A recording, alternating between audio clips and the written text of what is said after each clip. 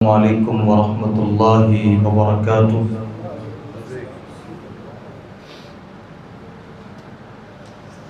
إن الحمد لله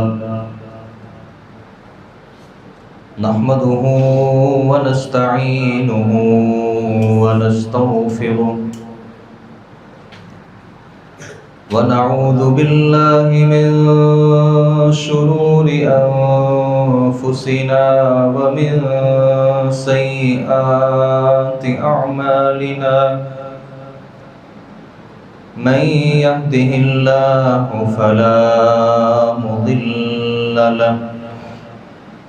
ومن يضلل فلا هادي له. وأشهد أن لا إله إلا الله وحده لا شريك له. وأشهد أن محمدًا عبده ورسوله. يا أيها الذين آمنوا اتقوا الله حق تقاته ولا تموتن إلا وأنتم مسلمون. يا أيها الناس اتقوا ربكم الذي خلقكم من نفس واحدة وخلق منها زوجها وبث منهما رجالا كثيرا ونساء. واتقوا الله الذي تساءلون به والأرحام إن الله كان عليكم رقيبا. يا أيها الذين آمنوا اتقوا الله وقولوا قولا سديدا يصلح لكم أعمالكم ويغفر لكم ذنوبكم. ومن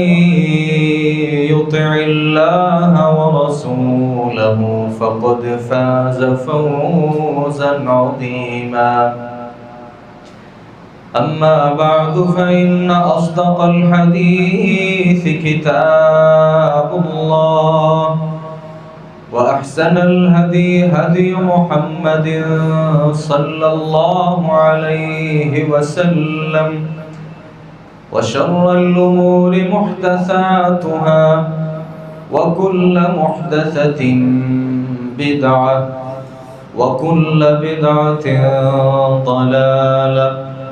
وكل ضلالة في النار. أعوذ بالله السميع العليم من الشيطان الرجيم من همزه ونفخه ونفثه. بسم الله الرحمن الرحيم. إنما جزاء الذين يحاربون الله ورسوله ويسعون في الأرض فسادا أن يقتلوا أو يصلبوا أو تقطع أيديهم وأرجلهم من خلاف أو ينفوا من الأرض ذلك لهم خزي في الحياة الدنيا. तमाम किस्म की तारीफ़ात तमहीदात अल्लाह रब्बुल आलमीन की ज़ात के लिए ख़ास हैं, जिस खालिक कायनात मालिक कायनात अहकमुल हाकिमीन रब्बुल आलमीन ने हमें इंसान पैदा फरमाया। दरूद व सलाम हो नबियों के इमाम पाकबाज़ों के सरदार नबी आखिरुज़्ज़मान जनाब मुहम्मद रसूलुल्लाह सल्लल्लाहु अलैहि व आलिहि वसल्लम की ज़ात गिरामी पर خطبہ مسنونہ کے بعد قرآن مجید کی آیت مبارکہ کا ایک حصہ آپ کے سامنے پڑھا ہے۔ اللہ رب العالمین اس آیت مبارکہ میں ارشاد فرماتے ہیں، جو لوگ اللہ سے لڑائی کرتے ہیں اور اللہ کے رسول سے لڑائی کرتے ہیں، زمین میں فساد برپا کرتے ہیں، ان کی سزا یہ ہے کہ انہیں برے طریقے سے قتل کیا جائے یا انہیں سولی پر چڑھایا جائے یا ان کے مخالف سمت سے ہاتھ اور پاؤں کاٹ دیے جائیں یا انہیں جلا وطن کر دیا جائے۔ ایسے لوگوں کے لیے دنیا میں بھی رسوائی ہے اور آخرت میں ایسے لوگوں کے لیے دردناک قسم کا عذاب ہے۔ میں آج کے خطبہ جمعۃ المبارک میں ایک انتہائی حساس موضوع کے حوالے سے کچھ باتیں آپ کے سامنے رکھنا چاہوں گا۔ انتہائی حساس اس اعتبار سے ہے کہ میں آج ان لوگوں کا تذکرہ کرنے جا رہا ہوں جو بظاہر مسلمان ہیں، جنہوں نے داڑھیاں رکھی ہیں اور ان کا ایمان بڑا مضبوط ہے، جن کی شلواریں بھی ٹخنوں سے اوپر ہیں، ان کی نمازیں بھی ہماری نمازوں سے بہتر ہیں، ان کے روزے بھی ہمارے روزوں سے بہتر ہوں گے، لیکن وہ اللہ کے دین کے سب سے بڑے باغی ہوں گے اور آسمان کی نیلی چھت تلے ان سے بڑھ کے کوئی بھی اللہ کی بدترین مخلوق نہیں ہوگی۔ دین اسلام نے، شریعت اسلامیہ نے ایسے لوگوں کو قتل کرنے کا حکم دیا ہے، اگرچہ ان کا ظاہر دین پر، دین اسلام پر ہوگا، زبان سے دعویٰ بھی اسلام کا کریں گے، ان کی عملی زندگی میں کافی حد تک اسلام نظر بھی آئے گا، لیکن ایک خامی ان کی زندگی میں بہت بڑی ہوگی۔ یہی وجہ ہے کہ ایسے لوگوں کو اللہ کے رسول صلی اللہ علیہ وآلہ وسلم نے بدترین طریقے سے قتل کرنے کا حکم دیا ہے، اور یہ باغی اور یہ اللہ کے نافرمان اور یہ فسادی وہ لوگ ہیں جنہیں خوارج کہا جاتا ہے۔ خوارج وہ ہوتے ہیں، خارجی وہ ہوتے ہیں جو مسلمانوں کو قتل کرتے ہیں۔ آج پاکستان کی جو صورتحال ہے وہ ہمارے سامنے ہے۔ ہماری افواج پاکستان کو جس فتنے کے خلاف اس وقت سب سے بڑھ کے کوششیں کرنی پڑ رہی ہیں، اور یہ بلوچستان کے علاقے میں اور ان علاقوں میں جن لوگوں کو قتل کیا جا رہا ہے، جو دہشت گرد ہیں، یہ وہ خوارج ہیں جن کا نعرہ اسلام کا ہے، زبان سے کلمہ پڑھتے ہیں، جن کا ظاہر مسلمانوں والا ہے، لیکن یہ لوگ مسلمانوں کے اوپر حملے کرتے ہیں، مسلمانوں کو قتل کرتے ہیں۔ یہی وجہ ہے کہ آئے روز ہمیں کوئی خبر دیکھنا ہوتی ہے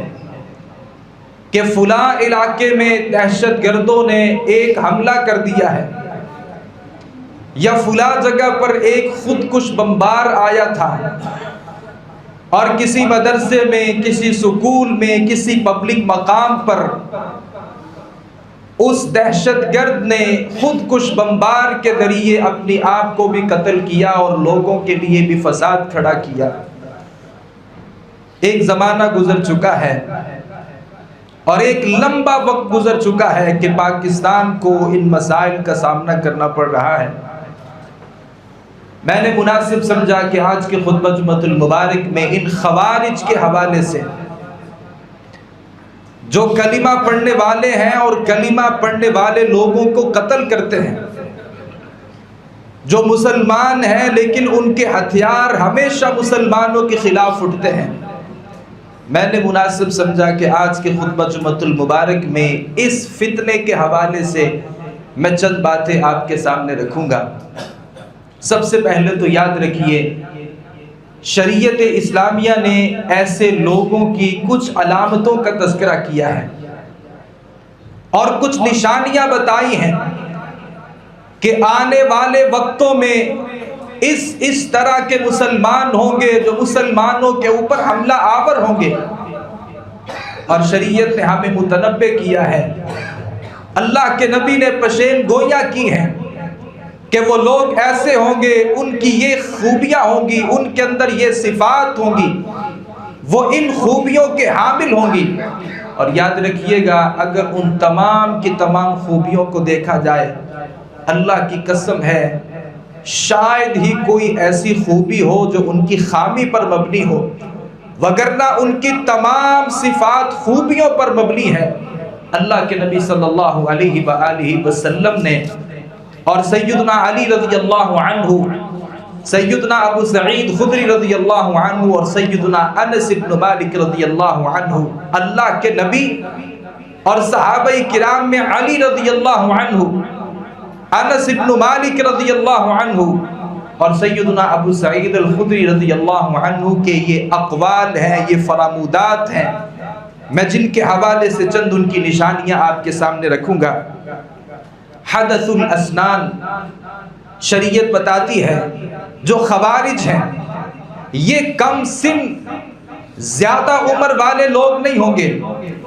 بلکہ ان میں وہ نوجوان ہوں گے جو ابھی نئے نئے جوانی کی طرف بڑھ رہے ہوں گے، جن کا خون گرم ہوتا ہے، زندگی میں جوش ہوتا ہے۔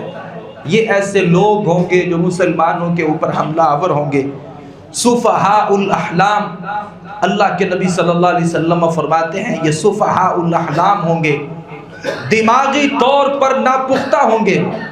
جن کی عقل نہیں ہوگی۔ کس اللحیہ، روایات میں آتا ہے کہ ایسے لوگ دین پر حد سے بڑھ کے عمل کرنے والے ہوں گے، جن کی داڑیاں بہت بہت لمبی ہوں گی، بڑی گھنی داڑیاں ہوں گی، جن کی شلواریں ٹخنوں سے بہت اونچی ہوں گی، محلوق الرأس، یہ سر کے اعتبار سے یہ سر منڈوائے ہوئے رکھیں گے۔ اور اللہ کے نبی صلی اللہ علیہ وسلم فرماتے ہیں یخرج ناس من قبل المشرق، یہ مشرقی علاقے سے یہ خوارج نکلیں گے۔ اور تاریخ کا مطالعہ کیجئے، آپ کسی ماہر سے جا کر کے سوال کیجئے، یہ ملک پاکستان جو ہے یہ حرمین کے مشرق میں آتا ہے۔ اللہ کے نبی صلی اللہ علیہ وسلم نے فرمایا یہ خوارج جو ہے، جو مسلمانوں کے اوپر خودکش حملے کریں گے، جو مسلمانوں کے خلاف اپنے ہتھیاروں کو اٹھائیں گے اور کافروں کے بجائے مسلمانوں کو قتل کریں گے، اللہ کے نبی صلی اللہ علیہ وسلم فرماتے ہیں یخرج ناس من قبل المشرق، یہ مشرقی علاقے سے ایسے لوگ اٹھیں گے۔ اور قوم یتعمقون فی الدین، اللہ کے نبی فرماتے ہیں ایسے جو خوارج ہیں، جو مسلمانوں کے خلاف ہتھیار اٹھانے والے ہوں گے، جو مسلمانوں کی ریاست کو کافرانہ نظام سمجھ کر کے مسلمان کو اپنی تیر اور تلوار سے قتل کریں گے، اللہ کے نبی صلی اللہ علیہ وسلم فرماتے ہیں یتعمقون فی الدین، وہ دین میں بڑے متشدد ہوں گے، ان کی زندگی میں دین بہت زیادہ نظر آتا ہوگا اور دین کے معاملے میں انتہائی شدت ان کی زندگی میں پائی جاتی ہوگی۔ اللہ کے نبی صلی اللہ علیہ وسلم نے ان کی ایک خوبی ایسی بیان کی، آپ نے فرمایا یحقر احدکم صلاتہ مع صلاتہم وصیامہ مع صیامہم، اللہ کے نبی فرماتے ہیں تم میں سے کوئی آدمی اگر ان کو نماز پڑھتا ہوا دیکھ لے، آپ اپنی نمازوں کو حقیر جاننا شروع کر دو گے۔ اگر ان کے روزوں کے اوپر آپ نظر دوڑا لیں، آپ کو اپنے روزے حقیر نظر آنا شروع کریں گے، کیونکہ ان کی جو نماز ہے وہ نمازیں بڑی لمبی ہوں گی، اور ان کی نمازوں میں ظاہری طور پر خشوع بہت زیادہ نظر آتا ہوگا، لمبا قیام کرتے ہوں گے، لمبا رکوع کرتے ہوں گے، لمبا سجدہ کرتے ہوں گے۔ اور اگر ان کے روزوں کی بات کی جائے، ہم تو 30 روزے ہمارے لیے مشکل ہوتے ہیں، یہ خوارج بہت زیادہ روزے رکھتے ہوں گے، اور یہ لمبے لمبے روزے، اور روزوں میں کوئی چھٹی اور کوئی ناغہ نہیں کرتے ہوں گے۔ یہ دین میں ظاہری طور پر اس قدر متشدد ہوں گے اور اس قدر شدت کے ساتھ دین کو اپنانے والے ہوں گے، لیکن ان کا ایمان ان کے حلق کے نیچے نہیں اترے گا۔ زبان سے دعوے بڑے اچھے ہوں گے، اللہ کے رسول فرماتے ہیں زبان سے ایسی ایسی باتیں کریں گے جو باتیں بہت زیادہ آپ کو بھلی معلوم ہوگی، لیکن ان باتوں کا ان کی عملی زندگی میں کوئی بھی، ان کی عملی زندگی میں ان باتوں کا کوئی اثر نہیں ہوگا۔ وہ کردار کے اعتبار سے بدترین لوگ ہوں گے، لیکن زبان کے اعتبار سے وہ سب سے بڑے ایمان کے دعوے دار ہوں گے۔ اللہ کے نبی صلی اللہ علیہ وسلم فرماتے ہیں یہ خوارج ہیں جو دین پر حد سے بڑھ کے عمل کرنے والے ہیں۔ سب سے بڑی خامی یہ ہے، اللہ کے رسول صلی اللہ علیہ وسلم فرماتے ہیں یقتلون اہل الاسلام ویدعون اہل الاوثان، مسلمانوں کو قتل کرتے ہوں گے اور بت پرست لوگوں کے ساتھ وہ جا کر کے دوستیاں بڑھاتے ہوں گے۔ یہ اللہ کے رسول صلی اللہ علیہ وسلم کے الفاظ ہیں، میں اپنی طرف سے بات نہیں کر رہا۔ اللہ کے رسول فرماتے ہیں یہ خوارج جو ہے، جو مسلمانوں کو قتل کرنے والے ہوں گے، جو مسلمانوں کے اوپر اپنی تیر اور تلوار سے حملہ آور ہوں گے، یہ صرف مسلمانوں کو نظر آئیں گے، کسی بھی بت پرست، اللہ کے دین کے باغی، اللہ کے دشمنوں کے خلاف یہ کبھی قتال نہیں کریں گے۔ ہم نے ہمیشہ تاریخ میں دیکھا ہے کبھی بھی کوئی خارجی کسی غیر مسلم کے خلاف لڑا نہیں ہے۔ یہ داعش کی جماعت اٹھی تھی، پاکستان میں حملے کیے، دیگر ممالک اسلامیہ میں مسلمانوں کو پکڑ پکڑ کر کے ان کو قتل کیا گیا، اور جو کوئی بے نماز تھا، جو نماز کبھی کبھار پڑھ لیتا تھا اور کبھی کبھار نماز چھوڑ دیا کرتا تھا، ایک نماز کو چھوڑنے پر ایک ایک آدمی کو قتل کر دیا جاتا تھا۔ کوئی عورت پردہ نہیں کرتی، صرف پردہ نہ کرنے کی وجہ سے اسے قتل کر دیا جاتا تھا، لیکن ایسے لوگ کبھی بھی اسرائیل میں جا کر کے ان اللہ کے دین کے باغیوں کے خلاف کبھی میدان جہاد میں نہیں اترے، جنہوں نے ہمیشہ مسلمانوں کو قتل کیا ہے اور مسلمانوں کے اوپر مسلمانوں کو نقصان پہنچائے ہیں۔ اللہ کے رسول فرماتے ہیں یقتلون اہل الاسلام، یہ جو خارجی ہوتے ہیں، یہ جو خوارج ہوتے ہیں، جو دین اسلام سے نکلے ہوئے ہوتے ہیں لیکن اسلام کی پوری چھاپ ان کی زندگی میں نظر آ رہی ہوتی ہے، اللہ کے رسول فرماتے ہیں ایک بہت بڑی نشانی یہ ہے، یہ صرف مسلمانوں کو قتل کریں گے، اللہ کے دین کے باغیوں کے خلاف کبھی بھی تلوار نہیں اٹھائیں گے۔ یہ اللہ کے رسول صلی اللہ علیہ وسلم نے فرمایا، اور آپ صلی اللہ علیہ وسلم فرماتے ہیں یطعنون علی امرائہم ویشہدون علیہم بالضلالہ، ایک ان کی علامت اور یہ نشانی یہ ہے کہ مسلمانوں کے حاکموں کے اوپر طعن کریں گے اور مسلمانوں کے حاکموں کو برا بھلا کہیں گے، جو اسلامی مملکت ہے، اسلامی ریاست ہے، ان کے ذمہ داران کو برا بھلا کہیں گے اور ان کے خلاف کفر کے فتوے لگائیں گے۔ اللہ کے رسول صلی اللہ علیہ وسلم نے فرمایا یہ بھی خارجی کی علامت ہوتی ہے۔ اللہ کے رسول نے کسی بھی جو مسلم حکمران ہے اس کو طعن و تشنیع کرنے کی اجازت نہیں دی، اور کسی بھی اسلامی مملکت کے سربراہ کو اللہ کے رسول صلی اللہ علیہ وسلم نے برا بھلا کہنے کی اجازت نہیں دی اور اس کی اطاعت سے نکلنے کی بات نہیں کی۔ قرآن مجید کہتا ہے اللہ کی بات مانو، رسول کی بات مانو، وَأُولِي الْأَمْرِ مِنْكُمْ، اور جو تمہارے اندر اولو الامر ہے نا، جن کو اللہ نے اختیار دیا ہے، جن کو اللہ نے کنٹرول دیا ہے کسی مسلم ریاست کے اوپر، ان کی بات ماننا اللہ رب العالمین نے فرض قرار دے دیا ہے۔ اور ان زبانوں کا اللہ کے رسول صلی اللہ علیہ وسلم نے تذکرہ کیا تھا۔ حذیفہ ابن الیمان رضی اللہ عنہ کی کئی ساری روایات ہیں۔ ایک زمانہ آئے گا، کچھ ایسے حاکم ہوں گے جو بدترین لوگ ہوں گے اور جن کی زندگی میں اللہ کی نافرمانیاں ہوں گی۔ وہ نام کے مسلمان ہوں گے، عملی طور پہ وہ کافر ہوں گے۔ اور اللہ کے رسول صلی اللہ علیہ وسلم سے سوال کیا گیا تھا، اللہ کے رسول بتائیے کیا ہم نے ان مسلم حکمرانوں کی بات ماننی ہے؟ آپ نے فرمایا آپ نے ان کی سمع بھی کرنی ہے، ان کی اطاعت بھی کرنی ہے۔ اگر تمہارے اوپر کوئی ایسا حاکم مسلط کر دیا جائے جو حبشی ہے، ناک کٹا ہوا ہے، بڑا حقیر سا آدمی ہے، اگر اللہ نے تمہارا حکمران اس کو بنا دیا ہے نا تو پھر اس کی سمع اطاعت کرنا تمہاری ذمہ داری ہے۔ لیکن یہ جو خوارج ہیں، خوارج کی ایک علامت یہ ہوتی ہے ساری زندگی حکمرانوں پر تان کرتے ہیں اور ان کے خلاف کفر کے فتوے لگاتے ہیں۔ ہاں، حاکم کی کسی پالیسی سے اختلاف ہو سکتا ہے اور کسی ایک بات سے جزوی حد تک اختلاف کر سکتے ہیں اور اختلاف کے بھی شریعت نے طریقے بتائے ہیں، لیکن آپ ان کے اوپر کفر کے فتوے لگا دیں اور یہ سمجھنا شروع کر دیں کہ اسلامی جو ریاست ہے اس کے حاکم کو، وزیر اعلیٰ کو، وزیر اعظم کو ہم نامینیٹ کریں کہ یہ بندہ کافر ہو چکا ہے،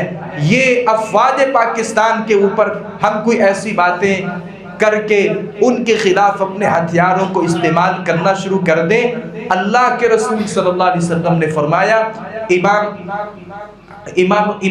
امام ابو عاصم نے اپنی کتاب میں اس روایت کو ذکر کیا ہے کہ اللہ کے رسول صلی اللہ علیہ وسلم نے خوارج کی ایک نشانی یہ بتائی کہ وہ مسلمانوں کے حکمرانوں کے اوپر تان کریں گے اور ان کے خلاف کفر کے فتوے لگائیں گے۔ اللہ کے رسول صلی اللہ علیہ وسلم نے ان کی ایک نشانی یہ بتائی کہ یہ لوگ ہمیشہ نکلتے رہیں گے اور ایسے لوگ ہمیشہ سر اٹھاتے رہیں گے اور یکے بعد دیگرے یہ لوگ پیدا ہوتے رہیں گے یہاں تک کہ مسیح ابن مریم اس دنیا میں تشریف لے آئیں گے اور ان کا جو آخری آدمی ہے وہ مسیح ابن مریم کے ساتھ ہوگا اور یہ لوگ قیامت تک اللہ رب العالمین یہ ان لوگوں کو بھیجتے رہیں گے اور یہ لوگ دنیا میں فساد برپا کرتے رہیں گے۔ سوال یہ پیدا ہوتا ہے شریعت ایسے خوارج کے بارے میں کیا کہتے ہیں جو مسلمانوں کو قتل کرتے ہیں، اسلامی ریاست کے اوپر حملہ آور ہوتے ہیں، شریعت ان کے حوالے سے کیا کہتی ہے؟ یاد رکھیے گا، جو خارجی ہوتا ہے، جو یہ سمجھتا ہے کہ کسی مسلمان کو ایک کمی کی وجہ سے اور ایک نافرمانی کی وجہ سے، شریعت کے کسی حکم پر عمل نہ کرنے کی وجہ سے جو جواز کا فتویٰ دیتا ہے کہ آپ قتل کر سکتے ہیں، یاد رکھیے وہ آدمی مسلمان نہیں ہوتا، اسلام سے اس کا کوئی تعلق نہیں ہوتا۔ امام بخاری رحمۃ اللہ علیہ نے کتاب الایمان میں ان باتوں کو ذکر کیا ہے۔ خوارج کا عقیدہ یہ تھا کہ کوئی آدمی ایک چیز کا انکار کر دیتا ہے، اس کا اسلام سے کوئی تعلق نہیں ہے، یاد رکھیے گا ایسا آدمی مسلمان ہوتا ہے، وہ فاسق ہوتا ہے، اس کے اندر نافرمانی موجود ہوتی ہے، لیکن یہ سمجھنا کہ یہ اسلام سے نکل چکا ہے اور یہ مرتد ہو چکا ہے اور یہ خارج عن الملہ ہے اور اس کو پکڑ کر قتل کرنا یہ خوارج کا عقیدہ ہے۔ یاد رکھیے گا جو آدمی ایک چھوٹی چھوٹی غلطی پر کسی مسلمان کو کافر قرار دیتا ہے اور پھر صرف کافر ہی نہیں بلکہ کافر سمجھ کے اس کو قتل کر دیتا ہے، اللہ کے رسول صلی اللہ علیہ وآلہ وسلم فرماتے ہیں یہ لوگ دین سے خارج ہیں، ان کا اسلام کے ساتھ کوئی تعلق نہیں ہے۔ اور اللہ کے رسول نے مثال دے کر کے بات سمجھائی، جیسے ایک تیر کمان سے نکلتا ہے اور پھر وہ نکل جاتا ہے، اور جیسے وہ نکل جاتا ہے ایسے ہی خوارج ہوتے ہیں، یہ اسلام سے نکل جاتے ہیں اور ان کا اسلام کے ساتھ کوئی تعلق نہیں ہوتا۔ جیسے ایک تیر ہوتا ہے وہ کسی انسان کے اندر پیوست ہوتا ہے اور پھر وہاں سے اس انسان کو چیر پھاڑ کر کے وہاں سے وہ نکل جاتا ہے، ایسے ہی یہ لوگ اسلام میں داخل ہوتے ہیں لیکن مسلمانوں کی تکفیر کر کے، مسلمانوں کو قتل کر کے ایسے ہی یہ لوگ اسلام سے نکل جاتے ہیں۔ جیسے تیر کسی انسان میں آتا ہے اور اس کو چیر پھاڑ کر کے نکل جاتا ہے، ایسے لوگوں کا اسلام کے ساتھ کوئی تعلق نہیں ہے۔ جو اللہ کے دین کو ماننے والے لوگوں کی تکفیر کر کے انہیں قتل کرتا ہے، اللہ کی قسم ان کا اسلام کے ساتھ، ایمان کے ساتھ کوئی تعلق نہیں ہے۔ اور یاد رکھیے گا، اللہ کی مخلوق میں بڑی ساری مخلوقات ہیں، انسان بھی ہیں، جانور بھی ہیں، پرندے بھی ہیں، حشرات الارض بھی ہیں، زمین پر چلنے والے اللہ کی مخلوق بھی ہیں، زمین پر رینگنے والی بھی اللہ کی مخلوق ہے، اور زیر زمین اور پانی کی گہرائیوں میں بھی اللہ کی مخلوقات ہیں، ہواؤں میں، آسمانوں میں بھی اللہ کی مخلوقات ہیں۔ اگر ساری کی ساری مخلوقات کا تقابل کر لیا جائے، یہ جو خوارج ہیں یہ اللہ کی زمین پر، آسمان کی چھت تلے سب سے بدترین مخلوق ہوتی ہے، جو مسلمانوں کو قتل کرتے ہیں، جو اپنی تلوار کو، اپنے تیر کو، اپنی کلاشن کو کسی مسلمان کی طرف سونتے ہیں۔ یاد رکھیے گا، یہ اللہ کی مخلوق میں سب سے بدترین مخلوق ہے جو کسی مسلمان کو قتل کرتے ہیں۔ اور یاد رکھیے گا، سیدنا ابو امامہ یہ دمشق میں گئے تھے، اور جناب علی رضی اللہ عنہ نے جب ان خوارج کے خلاف جہاد کیا تھا اور یہ مرے پڑے تھے اور ان کے سر لٹکے ہوئے تھے، جناب ابو امامہ تشریف لائے تھے اور آ کر کے کہا تھا یہ کلاب النار ہیں، یہ جہنمی کتے ہیں۔ اور ایک روایت کے مطابق کلاب اہل النار، یہ جہنمیوں کے کتے ہیں جو اللہ کی مخلوق کے اوپر حملہ کرتے ہیں اور عام شہریوں کے خلاف اپنی تلوار کو اٹھاتے ہیں۔ ہم نے پاکستان میں بے شمار دفعہ پڑھا ہے، سنا ہے، اپنی آنکھوں سے دیکھا ہے، سوشل میڈیا کا زمانہ ہے، آئے روز خبر ملتی ہے فلاں علاقے پہ خودکش بمبار آیا تھا، وہ کسی ٹرین میں داخل ہوا تھا اور ساری کی ساری ٹرین پہ خودکش بمبار نے جب حملہ کیا تھا، اتنے لوگ مسلمان عام شہری وہاں پہ شہید ہو گئے تھے۔ کسی مسجد مدرسے میں آتے ہیں اور ٹارگٹ ایک عالم دین ہوتا ہے، وہ بے گناہ عالم دین ہوتا ہے، ایک خودکش بمبار آتا ہے، ایک امام کو، ایک عالم کو اپنے اس ہدف پر بناتے ہوئے کئی سارے نمازیوں کی بھی جان لے جاتا ہے۔ ہم تو آج تک اس حملے کو نہیں بھولے جو پشاور میں ایک سکول پر حملہ ہوا تھا۔ یہی وہ خوارج تھے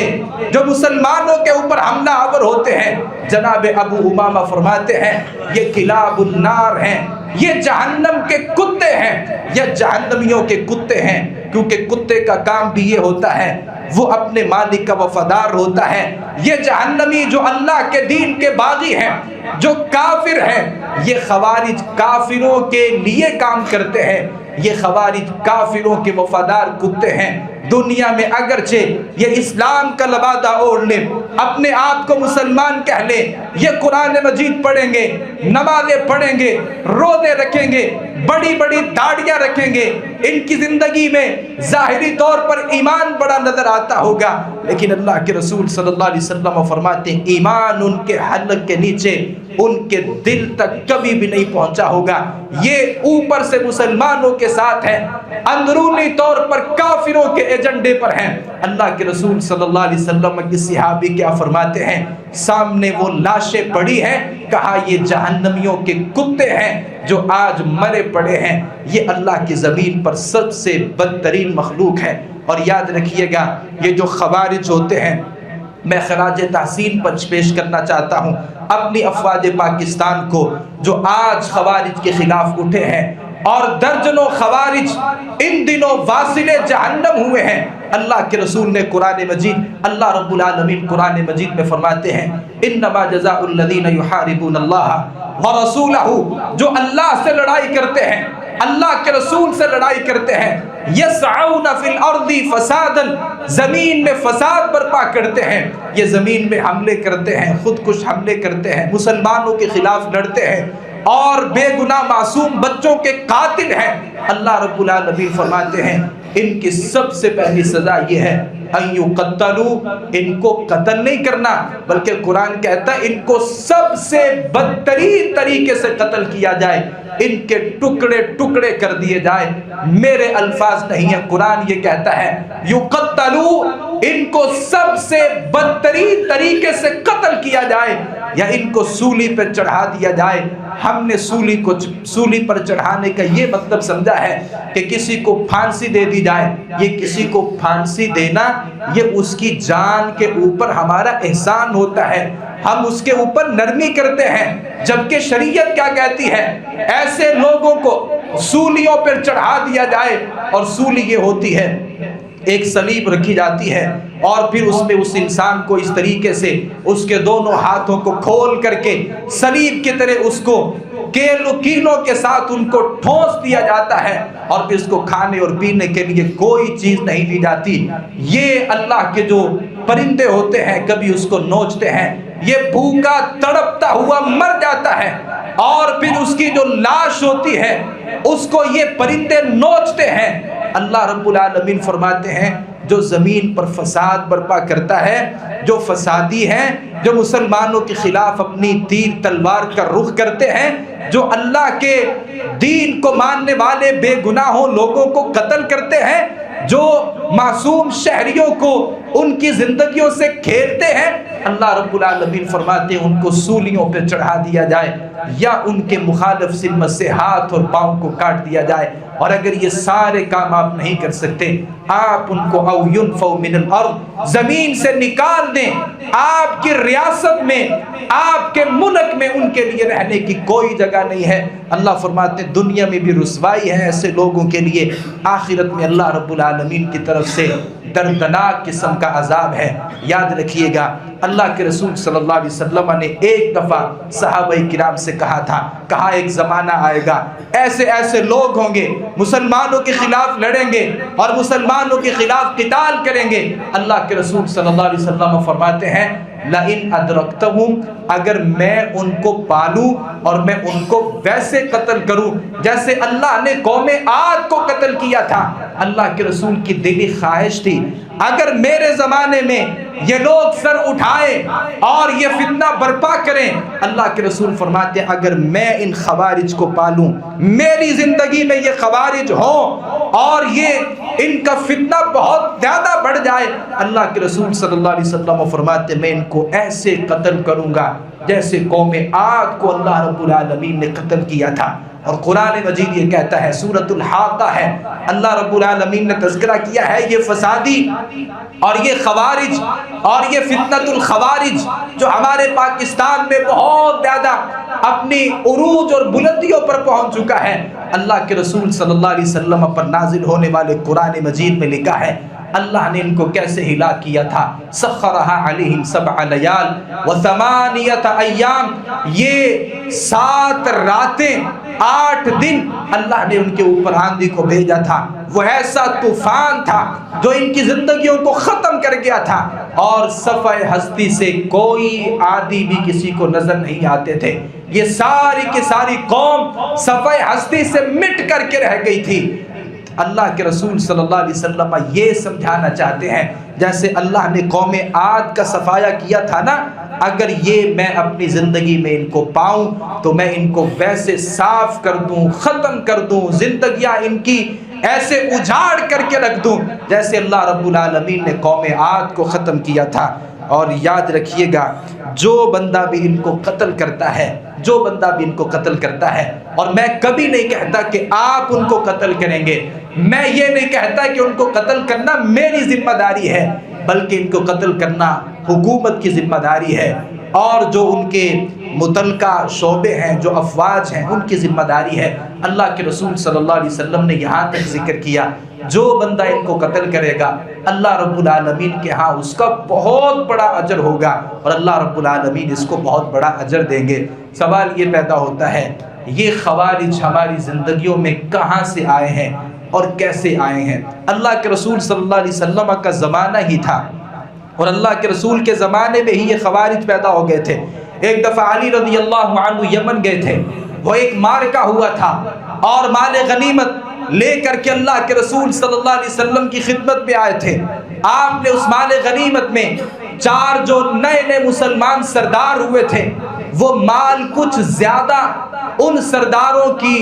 تالیف قلب کے لیے اللہ کے رسول صلی اللہ علیہ وسلم نے دے دیا۔ کچھ کو وہ مال کم ملا، کچھ کو زیادہ ملا، اور یہ حاکم جس کو زیادہ مال دینا چاہتا ہے، جس کو کم دینا چاہتا ہے، یہ اس کے پاس اختیار ہے، اور اللہ کے رسول صلی اللہ علیہ وسلم کے پاس تو ہر چیز کے اختیار موجود تھے۔ آپ نے جو نئے نئے مسلمان ہوئے تھے یہ مال ان کو زیادہ دیا۔ ایک بندہ کھڑا ہوا، صحابی کہتے ہیں اس کی آنکھیں دھنسی ہوئی تھیں اور اس کا جو چہرہ تھا وہ بڑا کچھ اوصاف ایسے ذکر کیے کہ وہ ایسا آدمی تھا، اور وہ آگے کھڑا ہوا، کہا اتق اللہ یا محمد، اے محمد اللہ سے ڈریے، انصاف کیجیے، آپ نے غلط کیا ہے۔ اس کا معنی مفہوم یہ ہے کہ آپ انصاف نہیں کر رہے۔ اللہ کے رسول صلی اللہ علیہ وسلم نے اس آدمی سے کہا اگر میں انصاف نہیں کر رہا پھر کائنات میں کون ہے جو انصاف کرتا ہے؟ کیا تم مجھے امانت دار تسلیم نہیں کرتے؟ کہا اللہ کے رسول آپ نے فلاں سرداروں کو زیادہ دیا ہے، اس مال غنیمت میں ہمارے لیے حصہ کم رکھا ہے۔ اللہ کے رسول صلی اللہ علیہ وسلم کی جب تلخ کلامی ہوئی، وہ آدمی بدتمیزی کر رہا تھا، گستاخی کر رہا تھا۔ خالد بن الولید کھڑے ہوئے، کہا اللہ کے رسول اجازت دیجیے، میں اس آدمی کا سر تن سے جدا کرنا چاہتا ہوں۔ آپ صلی اللہ علیہ وسلم نے فرمایا ہمیشہ کے لیے ہمیں سبق دے دیا، کہا کہ تم اس کو قتل نہیں کرو گے، بلکہ ان کی نسل میں کچھ ایسے لوگ ہوں گے جو قرآن پڑھیں گے، بڑا اچھا قرآن پڑھیں گے، جو نماز پڑھیں گے، بڑی اچھی نمازیں پڑھیں گی، لیکن ان کا ایمان، ان کی تلاوتیں ان کے حلق کے نیچے نہیں اتریں گے۔ یہ یقتلون اہل الاسلام، یہ ظاہری فتوے لگا کر کے مسلمانوں کو قتل کریں گے اور کافروں کو چھوڑ دیں گے، ان کے خلاف تلوار نہیں اٹھائیں گے۔ محدثین نے لکھا ہے کہ یہیں سے وہ آغاز ہوا تھا اللہ کے رسول صلی اللہ علیہ وسلم نے کہ زمانے سے یہ خوارج اٹھے تھے، اور یاد رکھیے گا یہی وہ خوارج تھے جو جناب عثمان غنی رضی اللہ عنہ کے خلاف اٹھے تھے، اور یہی وہ خوارج تھے جنہوں نے عثمان غنی رضی اللہ عنہ کی تکفیر کی تھی، اور عثمان غنی رضی اللہ عنہ کے گھر کا محاصرہ کیا تھا، آپ کے لیے اس کنویں پہ کے پانی کو بند کیا تھا جو جناب عثمان غنی نے خرید کر کے مسلمانوں کے لیے وقف کیا تھا۔ اور یہی وہ لوگ تھے کہ عثمان غنی رضی اللہ عنہ کے خلاف اٹھے تھے اور کہا ہماری تمہارے پیچھے نمازیں نہیں ہوتی، آپ کو گھر میں محصور کر دیا گیا۔ اور یہ پھر یہیں پر نہیں رکے، بلکہ عثمان غنی کے زمانے کے بعد جناب علی کا زمانہ آتا ہے۔ علی رضی اللہ عنہ کے زمانے میں یہ فتنہ اپنے پورے عروج پر تھا۔ وہ ایک لڑائی ہوئی تھی جسے جنگ صفین کہا جاتا ہے، میں اس کی تفصیل میں نہیں جانا چاہتا۔ جناب علی رضی اللہ عنہ ایک طرف ہیں اور ایک طرف سیدہ عائشہ ہماری والدہ محترمہ ہیں، یہ آپس میں ایک لڑائی ہوئی تھی، اور یہ لڑائی جب یہ صلح کی شکل اختیار کر رہی تھی اور ایک ثالث مقرر کیا تھا، یہ بات سمجھیے گا، ایک ثالث مقرر کیا اور ثالث نے دونوں کی باتیں سنی اور فیصلہ کر دیا۔ جناب علی اس لڑائی سے پیچھے ہٹ گئے۔ علی رضی اللہ عنہ کے ساتھ مل کر کے کچھ ایسے خوارج تھے جو لڑائی کر رہے تھے، جو قتال کر رہے تھے۔ اب جیسے ہی صلح ہو گئی تو اعتراض جھڑ دیا علی رضی اللہ عنہ پر کہ قرآن یہ کہتا ہے ان الحکم الا للہ، فیصلہ تو اللہ کا ماننا ہے۔ آپ نے ایک آدمی کا، ایک ثالث کا فیصلہ تسلیم کر لیا، لہذا ہمارا تمہارے خلاف خروج ہے، آپ کی خلافت کو نہیں مانتے۔ جناب علی رضی اللہ عنہ کے خلاف ایک بہت بڑا محاذ کھڑا کر لیا ان خوارج نے، اور جناب علی رضی اللہ عنہ ان کو سمجھاتے، تذکیر کرتے، نصیحت کرتے، لیکن یہ ماننے کے لیے تیار نہیں تھے۔ بالآخر جناب علی رضی اللہ عنہ ایک طرف تھے، خوارج ایک طرف تھے، اور خوارج کی جو تعداد ہے مصنف عبد الرزاق نے لکھا ہے یہ 24,000 خارجی تھے جو جناب علی رضی اللہ عنہ کے خلاف لڑائی کے لیے نکلے تھے۔ اور ایک دن تھا، جناب عبداللہ ابن عباس رضی اللہ عنہ ایک خوبصورت مناظرہ ہوا، اور اس مناظرے کو ذکر کر کے میں اپنی بات ختم کرتا ہوں۔ یہ خوارج کا ایک مناظرہ تھا۔ جناب عبداللہ ابن عباس رضی اللہ عنہ نے اجازت طلب کی کہ میں ان خارجیوں کے ساتھ ایک مناظرہ کرنا چاہتا ہوں، شاید وہ میری بات سمجھ جائیں۔ خوبصورت حلہ زیب تن کیا اور اچھے طریقے سے اپنے بالوں کی کنگھی کی، بالآخر ان کے پاس پہنچ گئے۔ سب سے پہلے خارجیوں نے اعتراض کیا، یہ خوبصورت یمنی حلہ تم نے پہنا ہوا ہے۔ جناب عبداللہ ابن عباس نے کہا میں نے اللہ کے رسول صلی اللہ علیہ وسلم کو دیکھا، آپ نے بھی خوبصورت یمنی حلہ پہنا تھا، اور قرآن یہ کہتا ہے زینت اختیار کرو۔ کہا تمہارے مطالبات کیا ہیں؟ تم علی رضی اللہ عنہ جو اللہ کے رسول کے چچا کے بیٹے بھی ہیں، آپ کے داماد بھی ہیں، اور پہلے مسلمان ہونے والے لوگوں میں شامل بھی ہیں، کیا تم ان سے اعتراض کیوں کر رہے ہو؟ حالانکہ وہ صحابہ کرام سب سے زیادہ قرآن مجید اور اس کی تعویل تفسیر کو جانتے ہیں۔ ان خوارج نے کہا ہمارے 3 اعتراض ہیں۔ سب سے پہلا اعتراض یہ ہے کہ علی رضی اللہ عنہ نے اس صلح کے موقع پر اللہ کے فیصلے کی بجائے کسی مرد کے فیصلے کو تسلیم کیا ہے، حالانکہ قرآن یہ کہتا ہے کہ ان الحکم الا للہ، فیصلہ تو اللہ کا تسلیم کرنا چاہیے۔ یہ علی رضی اللہ عنہ کی غلطی ہے۔ عبداللہ ابن عباس نے کہا بتاؤ تمہارا دوسرا اعتراض کیا ہے؟ کہا دوسرا اعتراض یہ ہے علی لڑے تھے جناب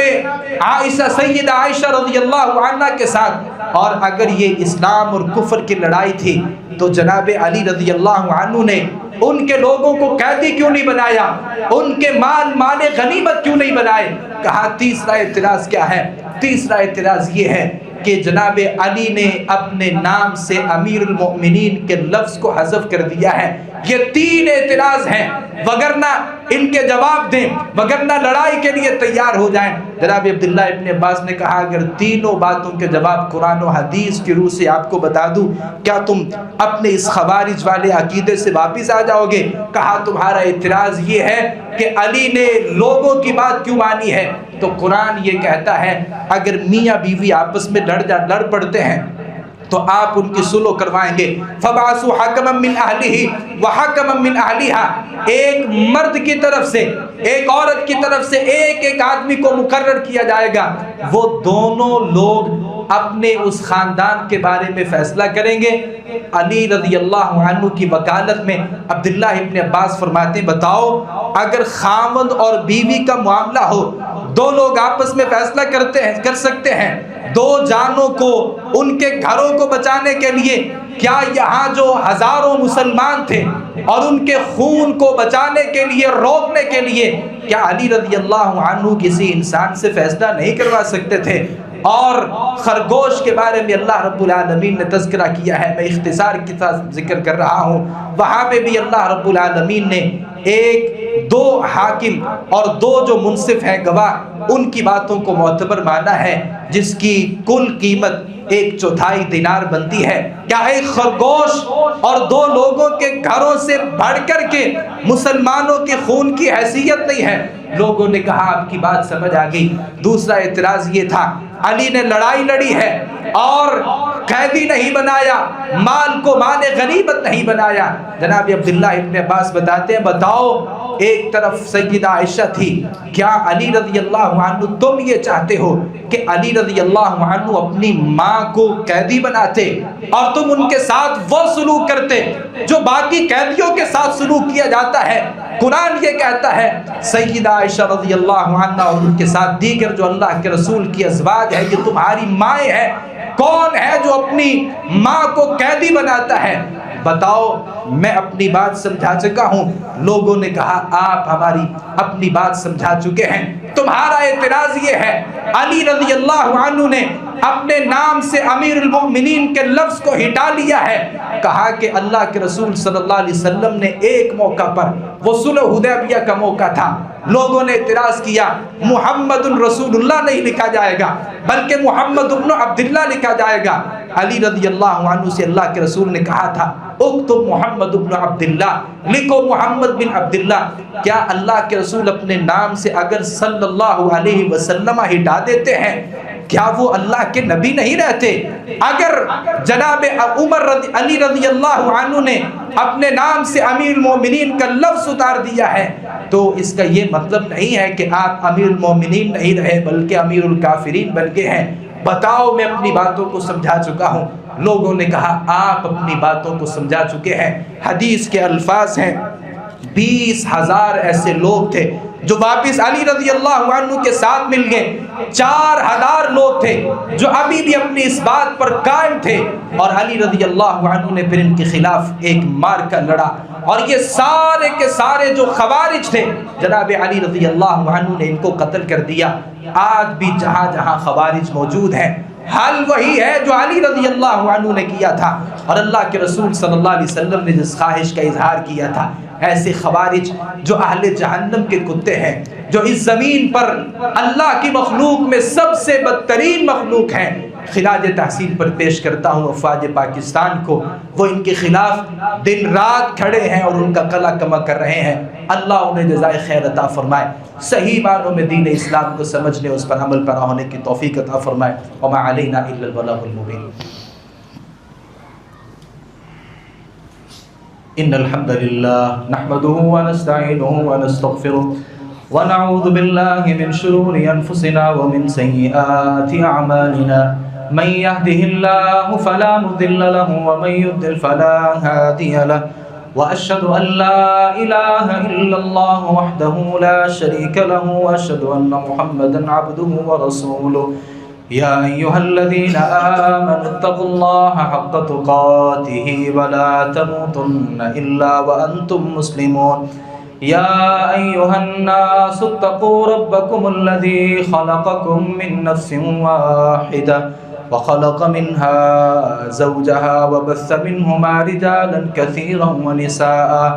واتقوا الله الذي تساءلون به والارحام ان اللہ كان علیکم رقیبا۔ یا ایھا الذین آمنوا اتقوا اللہ وقولوا قولا سدیدا یصلح لکم اعمالکم ویغفر لکم ذنوبکم ومن یطع اللہ ورسولہ فقد فاز فوزا عظیما۔ احباب گرامی، ایک اعلان عام احباب کے سامنے میں ذکر کرنا چاہوں گا۔ ہمارے ایک نمازی ہیں، تعلق دار ہیں، الحمدللہ دین سے ان کی گہری وابستگی ہے، تو جیسے کہ بعض حالات ایسے آتے ہیں کہ گھر کے خرچ اخراجات مشکل ہو جاتے ہیں، تو وہ ان دنوں ان مشکلات کا سامنا کر رہے ہیں۔ جو کچھ سیلاب آیا تھا، سیلاب کی وجہ سے ان کا گھر بھی سیلاب کی نظر ہوا اور بھاری نقصان اٹھانے پڑے، تو میری گزارش یہ ہے کہ آپ تمام ہمارے اس بھائی کے لیے دل کھول کے آپ نے تعاون کرنا ہے، کیونکہ یہ جو مساکین ہوتے ہیں نا، مسکین اس کو کہتے ہیں جس کے اخراجات زیادہ ہوتے ہیں، آمدن کم ہوتی ہے، تو ایسے لوگوں کی خدمت کرنا اور ان کی مدد کرنا یہ بھی ایک بہت بڑا اجر ہے۔ تو میں تمام بھائیوں سے گزارش کروں گا، نبی مکرم صلی اللہ علیہ وسلم نے فرمایا ما نقص صدقۃ من مال، صدقہ کرنے سے مال میں کمی نہیں آتی، اور جو بندہ بھی صدقہ کرتا ہے فرشتے اس کے لیے اللہ رب العالمین سے دعا کرتے ہیں، اللہم آتی منفقا خلفا، اے اللہ جو تیرے راستے میں خرچ کر رہا ہے نا اس کو اور دے۔ تو یہ فرشتوں کی ایک دعا لینے کا ایک بہترین ذریعہ ہے کہ فرشتے آپ کے کاروبار میں برکت کے لیے دعا کریں، اور فرشتے آپ کے جو معاشی مسائل ہیں ان کے حل کے لیے اللہ سے استدعا کریں۔ تو اس کا بہترین ایک ذریعہ یہ ہوتا ہے کہ آپ اپنے مسلمان بھائی کی تنگی میں، مشکلات میں مدد کریں۔ نبی صلی اللہ علیہ وسلم فرماتے ہیں کہ واللہ فی عون العبد ما کان العبد فی عون اخی، اللہ رب العالمین تب تک اپنے بندے کی مدد میں ہوتا ہے جب تک بندہ اپنے بھائی کی مدد میں ہوتا ہے۔ تو آپ اگر اپنے بھائی کی مدد کریں گے اللہ آپ کا مددگار بنے گا۔ تو تمام بھائیوں سے گزارش ہے دل کھول کے آپ نے تعاون کرنا ہے۔ یہی نماز جمعہ کے بعد شیخ ادریس صاحب بیٹھے ہیں، آپ جو بھی اپنا تعاون ہے حسب استطاعت ضرور، اور یہ تمام بھائیوں سے میری گزارش ہے، سارے ہی افراد میں ان سے فرداً درخواست کر رہا ہوں، آپ نے بطور خاص تعاون کرنا ہے۔ अल्लाह ताला आपको जज़ाए खैर अता फरमाए। दुआ फरमाए अल्लाहुम्मा इग़फिर लना वल मुमिनीना वल मुमिनात वल मुस्लिमीना वल मुस्लिमात वअल्लिफ़ बैन क़ुलूबिहिम वअस्लिह ज़ात बैनिहिम वअंसुरहुम अला अदुव्विका व अदुव्विहिम। अल्लाहुम्मा खालिफ़ बैन कलिमतिहिम वज़ल्ज़िल अक़दामहुम वअज़िल बिहिम बअसकल्लज़ी ला तरुद्दुहु अनिल क़ौमिल मुजरिमीन। रब्बना हब लना मिन अज़वाजिना व ज़ुर्रिय्यातिना क़ुर्रता अअयुन वजअलना लिलमुत्तक़ीना इमामा। अल्लाहुम्मा इश्फ़ि मर्दाना व मर्दल मुस्लिमीन या शाफ़ियल अमराज़ इश्फ़ि मर्दाना व मर्दल मुस्लिमीन या क़ाज़ियल हाजात इक़्ज़ि हाजातिना व हाजातिल मुस्लिमीन। सुब्हान रब्बिका रब्बिल इज़्ज़ति अम्मा यसिफ़ून व सलामुन अलल मुरसलीन वल्हम्दुलिल्लाहि रब्बिल आलमीन।